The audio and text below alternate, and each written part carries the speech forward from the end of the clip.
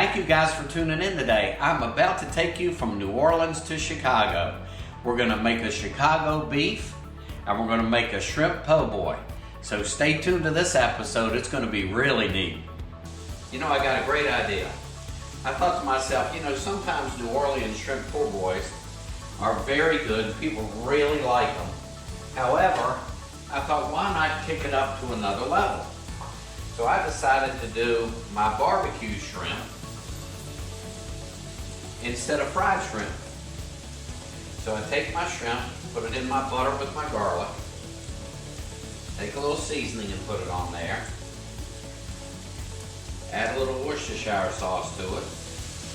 And this is the same way I make barbecue shrimp at the restaurant, but I don't use, but normally what I do is I use scallions. But I don't think I need scallions with this because I'm already gonna have onions on the sandwich. So, take my shrimp, cook them down, give them some flavor. So this is something that's gonna be different because, you know, New Orleans barbecue shrimp, or shrimp po' boys are just fried shrimp. And of course they have good flavor because they use the seasonings in them. But I'm just gonna do a little something different for you today. So while that's cooking, we're gonna dress our bread.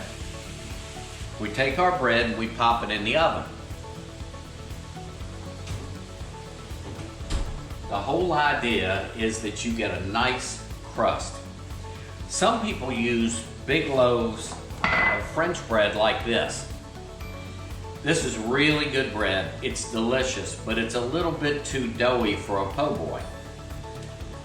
So we use a smaller French roll. Now to the po' boy sandwich, what I'm gonna add is I'm gonna add tomatoes, lettuce, onions, remoulade sauce, and then I'm gonna sprinkle a little Old Bay with it, okay? So let's take our roll out of the oven now that it's toasted. See, you've got a nice crispness to the outside now.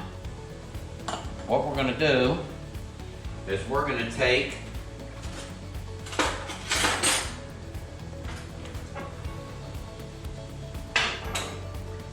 some of the broth and we're gonna put it on the bread, which is different because usually what happens is you usually use a remoulade. Now remoulade is like a spicy mustard type dressing that you would put on with a little bit of kick of mayonnaise with a little kick of mustard. But what we do is we use a little low country aioli at the restaurant. And I find that to be a lot smoother and a lot more flavorful. So now,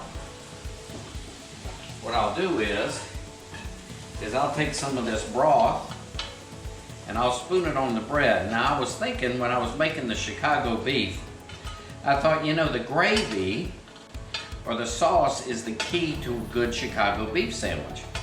So I thought to myself, why not use the barbecued shrimp sauce on the bread for a po' boy. Now, I'll take this and I'll start to dress it traditionally because I'll take our low country aioli and I'll put it on there. Now mind you,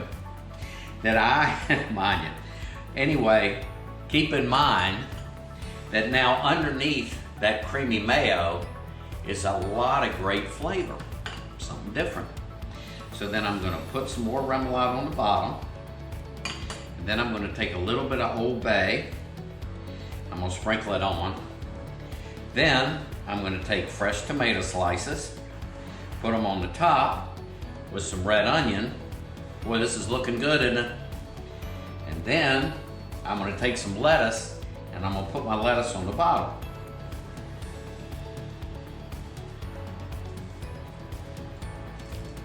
Now, we've got everything in there, and remember, in this top part, there's that good barbecue shrimp sauce.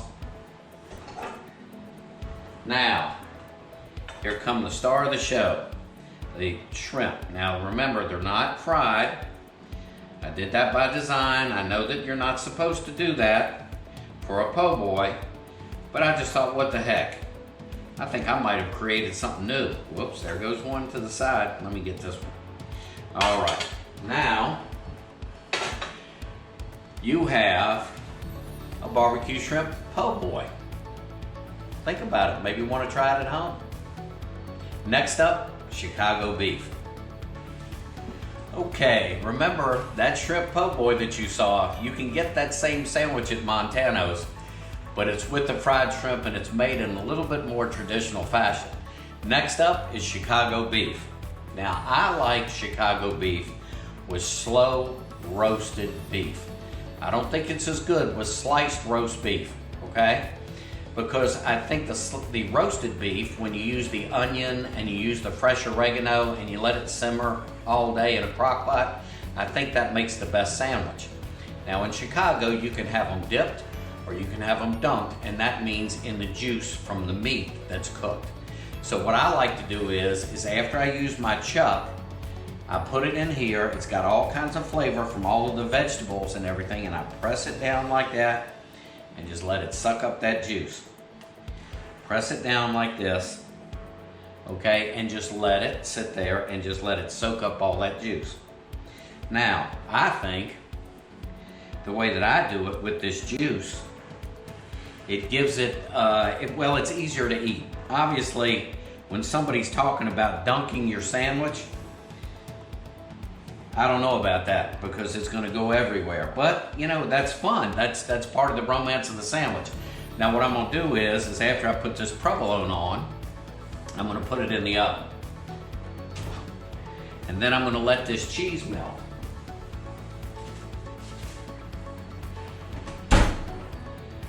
Like I say, in Chicago, it's a very popular sandwich along with the Chicago dogs and different things like that, deep dish pizza.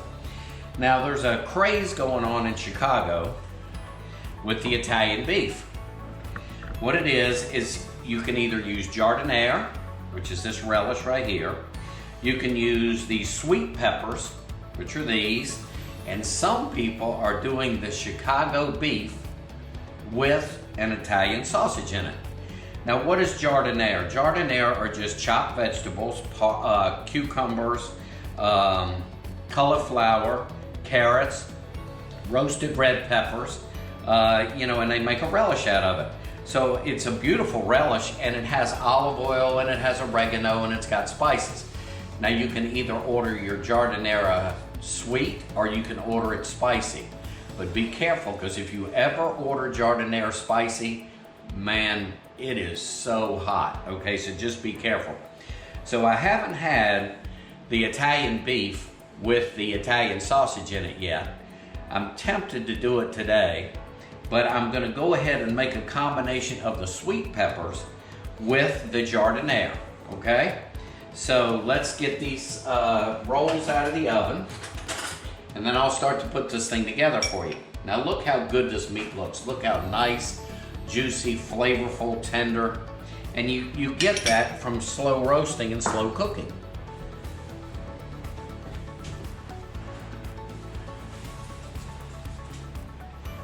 So here's your bun with your jus, your melted cheese, which I like the melted cheese. Some people, don't like it.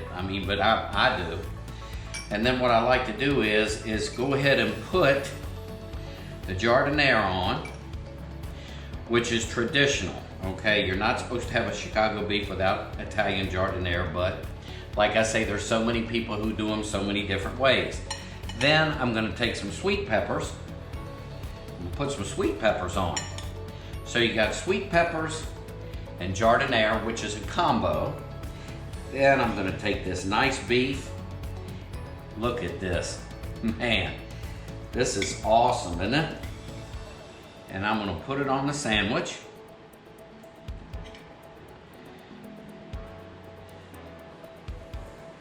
Should I put the Italian sausage on? I don't know. I guess, you know what I think I might do? I think I might go ahead and try it. How about that? Now, if that's not a good looking sandwich, I don't know what is.